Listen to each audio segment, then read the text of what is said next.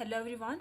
इस वीडियो में हम यूरिसन लेमा डिस्कस करेंगे और इस लेमा को मैंने दो पार्ट्स में डिवाइड कर रखा है। फर्स्ट पार्ट में जो पार्ट 1 वीडियो है इसमें हम कन्वर्स से पहले का पार्ट डिस्कस करेंगे और जो कन्वर्स पार्ट है मतलब इस लेमा का जो आपको कन्वर्स पार्ट मिलेगा वो आपको पार्ट 2 में मिलेगा। पार्ट 3 में हम यूरिसन का मेट्राइजेशन थ्योरम डिस्कस करेंगे। इस वीडियो को स्टार्ट करने से पहले लेमा को स्टार्ट करने से पहले एक कुछ डेफिनेशन है हमारे पास डैडिक फ्रैक्शन की और एक इम्पॉर्टेंट रिजल्ट है जो रिज़ल्ट हमारा यूरिसन लेमा में बहुत बार यूज़ होगा और ये काफ़ी इम्पॉर्टेंट रिजल्ट है।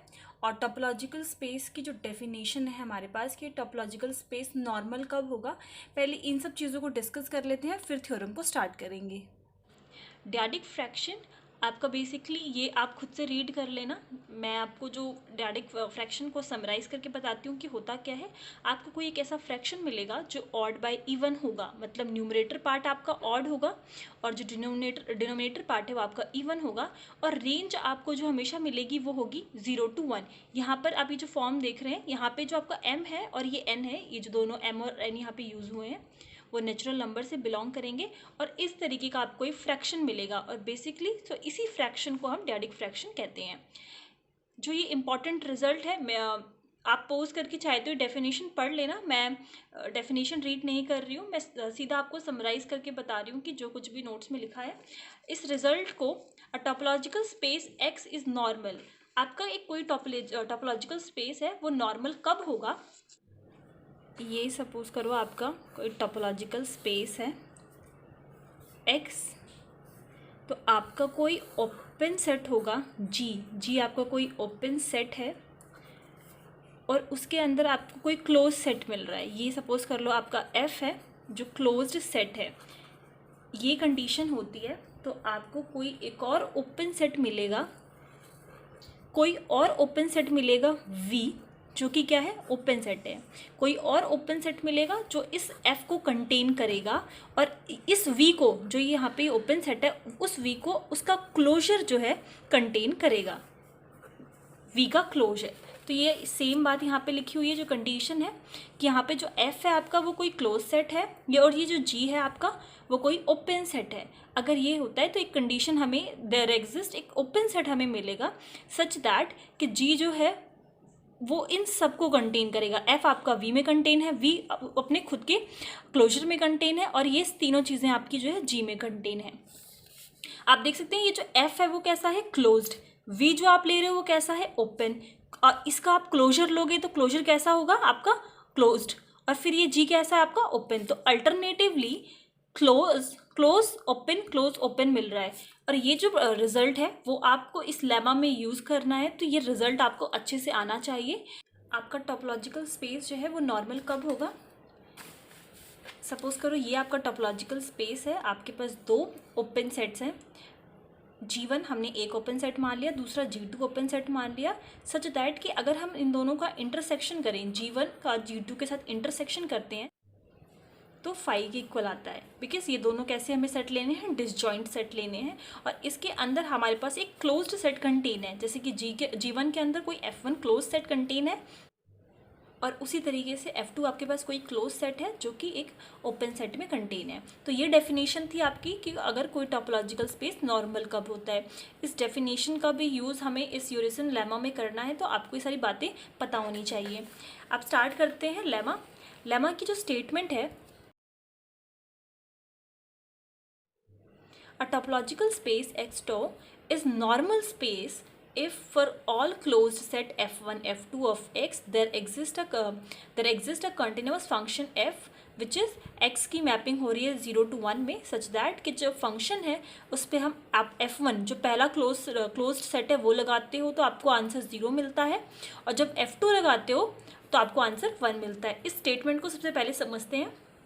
आपके पास कोई स्पेस है वो नॉर्मल स्पेस तब होगा अगर आप कोई दो सेट लेते हो, क्लोज सेट लेते हो f1 और f2 x में से ही, तो एक ऐसा कंटिन्यूस फंक्शन एग्जिस्ट करेगा जिसमें से जो आपका स्पेस है उसकी मैपिंग इन 0 से लेकर 1 तक इस रेंज के बीच में मैपिंग होगी।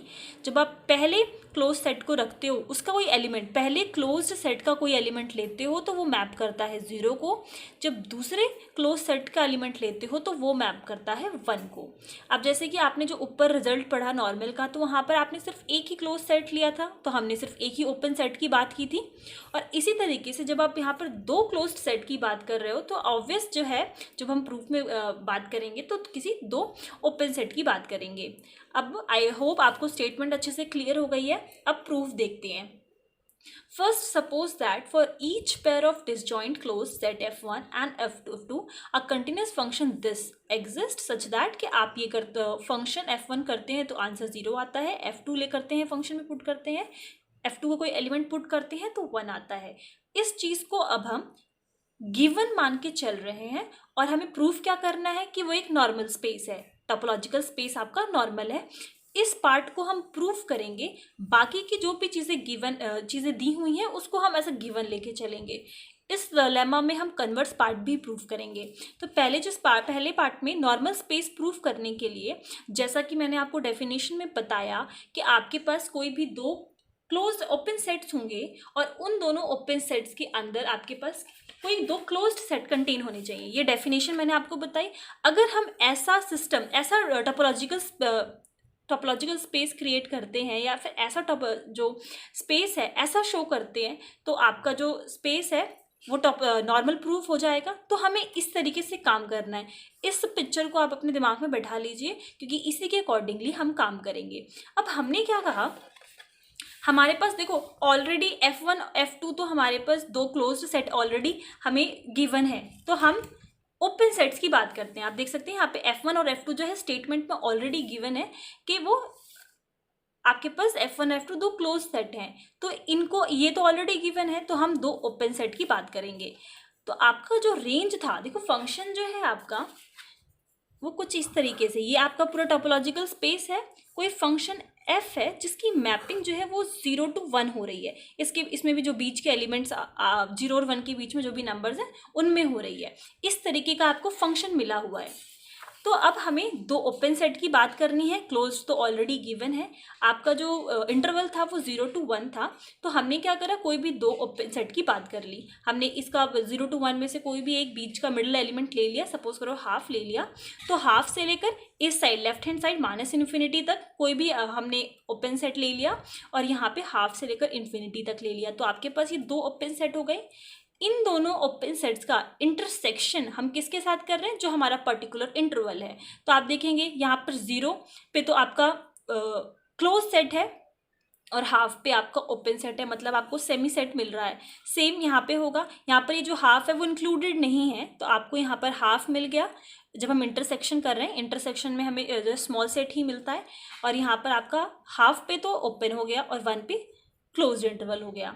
ये आपके हो गए बेस एलिमेंट्स। जब हमने ओपन सबसेट लिए, 2 ओपन सबसेट्स कंसिडर करें इस इंटरवल से और इसी के इंटरवल के एलिमेंट्स के साथ जब इसका इंटरसेक्शन लिया तो हमें 2 सेमी सबसेट्स मिल गए, या फिर आप इसको बेस एलिमेंट्स भी बोल सकते हैं।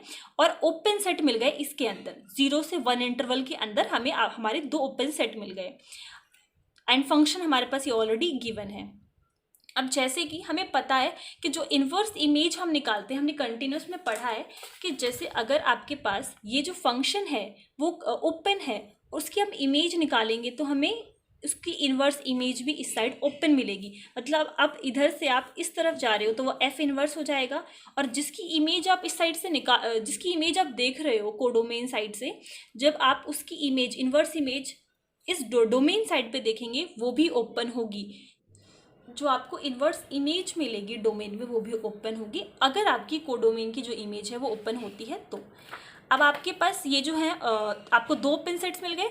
अगर हम, और ये हैं किस साइड से हैं, कोडोमेन साइड से। ये जो आपको 2 ओपन सेट आपको मिल रहे हैं वो इसी साइड से हैं, इस साइड से हैं।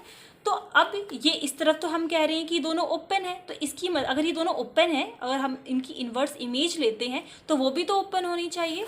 तो हमने इनकी इनवर्स इमेज ले ली, इन दोनों ओपन सेट्स की हमने इनवर्स इमेज ले ली, एफ इनवर्स दोनों साइड आ गया, और इस पूरे को हमने किसी G1 और G2 के इक्वल रख दिया, ठीक है, क्योंकि ये ओपन सेट है आपके। मैं फिर से रिपीट कर रही हूँ ये बात कि आपके ये दोनों ओपन मिल गए, हमें ओपन सेट मिल गए इस इंटरवल में, और ये जो इंटरवल है वो रेंज के साइड है, मतलब कोडोमेन के साइड है, और वो ओपन होगा तो आपको जो इन्वर्स मिलेगी, इन्वर्स इमेज मिलेगी डोमेन के साइड में, वो भी ओपन ही मिलेगी। तो हमने उसको G1 और G2 के इक्वल रख दिया। अब हम ये क्लेम करते हैं, क्योंकि हमारा हम जो नॉर्मल प्रूफ कर रहे हैं अपने टोपोलॉजिकल स्पेस को, तो आप देख सकते हैं कि जो क्लोज्ड है वो किसी ओपन वाले के अंदर कंटेन होना चाहिए, ये कंडीशन थी ना हमारी। और थर्ड कंडीशन ये है कि उसका इंटरसेक्शन फाई के इक्वल होना चाहिए। तो हमें अब यही क्लेम करना है कि जो आपकी क्लोज सेट है वो आपकी ओपन सेट के अंदर जो है कंटेन्ड हो। अब हमें जब ऐसी चीज़ें प्रूफ करनी होती थी कि कोई जो सेट है वो किसी के अंदर कंटेन्ड है, तो हम क्या करते थे कि एक ऐसा एलिमेंट लेके चलेंगे F1 से, और उसको ये शो कर देंगे कि वो G1 में बिलोंग करता है, और सेम इसके साथ भी यही करेंगे प्रूफ करने के लिए। अब आपने क्या करा, F1 से कोई एलिमेंट ले लिया, सपोज करो A ले लिया, कोई भी एक पॉइंट हो सकता है, और हमें पता है कि अगर हम F1 का कोई भी एक पॉइंट लेते हैं तो उसकी इमेज हमें कैसी मिलती है, हमेशा 0 मिलती है। तो हमने जब उसकी इमेज पुट करी, यहाँ पे वो एलिमेंट पुट करा, तो हमें इमेज कैसी मिल गई, 0। 0 खुद किसके अंदर कंटेन्ड है, इस इंटरवल के अंदर कंटेन है 0 आपका, यहाँ पे आप क्लोज इंटरवल लगा हुआ है, 0 कंटेन्ड है इसके अंदर। अब आप दोनों साइड F इनवर्स लगा दीजिए, यहाँ पर आप F इनवर्स लगाएंगे तो ये आपका हट जाएगा, सिर्फ A बच जाएगा। A किस में बिलोंग कर गया, यहाँ पर आपका F इनवर्स लग जाएगा, तो F इनवर्स दिस इंटरवल, इसमें आपको दोनों साइड जो है F इनवर्स लगाना है, तो आपका ये आ गया। अब आप देख सकते हैं ये किसके इक्वल है, G के इक्वल है, यहाँ G1 के इक्वल है, तो यहाँ पे G1 आ गया। आप एक कोई एलिमेंट F1 से लेकर चले थे, अब वो एलिमेंट आपका G1 में बिलोंग कर रहा है, इसका मतलब F1 जो है वो सबसेट हो गया G1 का। यही सेम प्रोसीजर हमने इसके साथ किया है।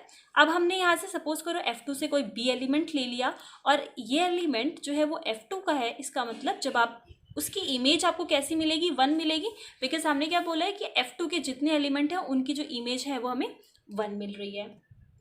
अब जब इसकी इमेज हम देखेंगे तो हमें 1 मिलेगी, और ये 1 जो है वो किसके अंदर कंटेन्ड है, इस इंटरवल के अंदर कंटेन है, इस इंटरवल के अंदर। और ये अब हम दोनों साइड F इनवर्स कर देंगे, तो यहाँ पे आपके पास सिर्फ B बचेगा, और यहाँ आपके पास F इनवर्स लग जाएगा। अब ये किसकी वैल्यू है, G2 की वैल्यू है। अब हम ये जो एलिमेंट है वो F2 से लेकर चले थे, अब हम ये G2 में प्रूव कर दिया, इसका मतलब ये इसका सबसेट है। दो कंडीशन तो हमने प्रूफ कर दी। अब आप ये दोनों कंडीशन तो प्रूफ कर चुके हैं कि ये इसके अंदर कंटेन है। अब हम ये चीज़ अगर प्रूफ कर देते हैं कि इन दोनों का जो इंटरसेक्शन है वो फाई के इक्वल है, या फिर ये दोनों जो सेट हैं वो डिसजॉइंट हैं।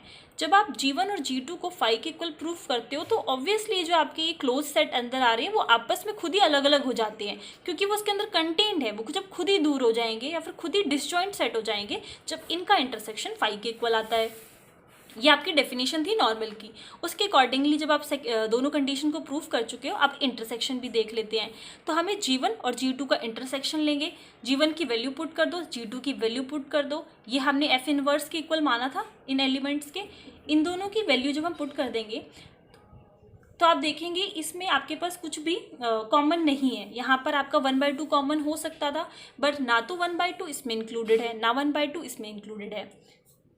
तो फिर जब हम इसका इंटरसेक्शन करेंगे तो हमें फाई के इक्वल मिल जाएगा, और जब हम इसकी इमेज निकालेंगे फाई की इमेज, हमें फिर फाई मिल जाएगी। Thus, for all the disjoint closed sets F1 and F2 in X, there exists a open set G1 and G2 such that हमें हर क्लोज्ड डिसजॉइंट क्लोज सेट्स के लिए, डिसजॉइंट क्लोज सेट्स मतलब उनके बीच में कोई भी इंटरसेक्शन आपको नहीं मिलेगा, ऐसे दो क्लोज्ड सेट्स के लिए आपके पास ऐसे ओपन सेट्स भी बिलोंग करेंगे सच दैट कि आपके जो क्लोज सेट हैं उन ओपन सेट्स में कंटेंट होंगे और आप उनका इंटरसेक्शन निकालते हो तो आपको फाई के इक्वल मिल जाएगा। ये तीनों कंडीशन प्रूव कर दी। इसका मतलब जो हमारा एक्स टो है वो कैसा हो गया, नॉर्मल स्पेस हो गया।